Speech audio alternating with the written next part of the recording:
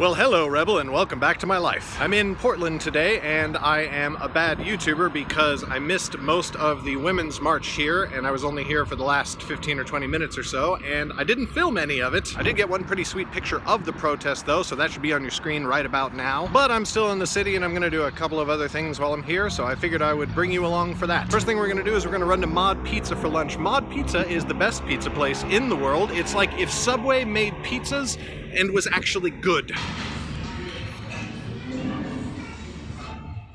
It's not overstating to say that my mouth is having an orgasm right now. There are a few moments in life where my body and my soul are as satisfied as when I've just had a Mod Pizza. So I've been spending a lot more time in Portland recently, especially over the last couple of months, and I just really like this city kind of a lot. I made my first Portland video, what, 2 years ago, when Megan and I came up and visited for the first time when we were trying to decide where to move, and just it's still a pretty great place. And like, I don't know very much about architecture, but I really like architecture, and Portland is just filled with these beautiful buildings and streets that you just didn't see in LA, even though it's a bigger and I think older city. History, help me out here? Sorry, I don't know my history better, but remember, I was educated in the American education system, and I had a long conversation with Megan, which is not unusual. We talk a lot, especially for a married couple, and she made me realize that I don't really take you guys out to do fun stuff as much as I used to do, and I actually really like doing that. And as far as fun places with fun stuff to do, Portland is pretty great. There's amazing food, there's Powells, which is where we're heading right now because I need to pick up a book today. Basically, sometimes I sit down and I have an idea for a video about a thing that I want to talk about,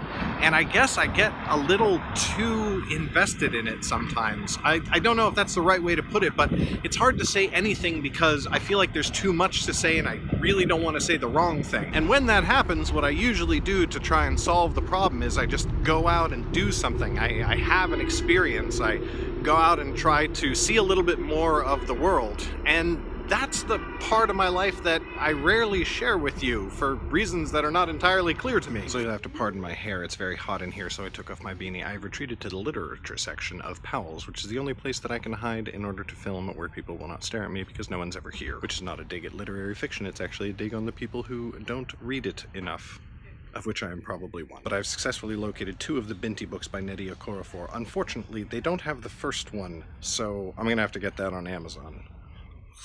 I know I've said it before, but I doubt that I could say too often just how much I love Powell's. Like, as a bookstore, it's wonderful, but as a sort of cultural touchstone, it's even better. It's all about stories and sharing stories that are important for us to hear right now. I feel like in human history, where stories were directly passed from one person to the other, either by verbal telling or by like giving an individual book to a person, there was a sort of responsibility on the part of the storyteller or the story giver to choose the right story that was right for that person at that time. And now I feel like there are so many stories out there with more coming out all the time that it's up to us to sort of find the ones that interest us the most, but sometimes the stories that interest us aren't the ones we really need to hear. I put the hat back on because it's very cold outside. Anyway, that's one of those problems that seems to have no solution, at least certainly no easy solution. And I suppose the best advice that I can give in that regard is where we see a problem and where we see particularly people being hurt, we should go to those people and ask them what stories they think we ought to listen to. Anyway, Rebel, that's all I've got for you today. I'm glad I went on this little excursion, and I'm glad I brought you along. Thank you so much for watching, and I will see you next week.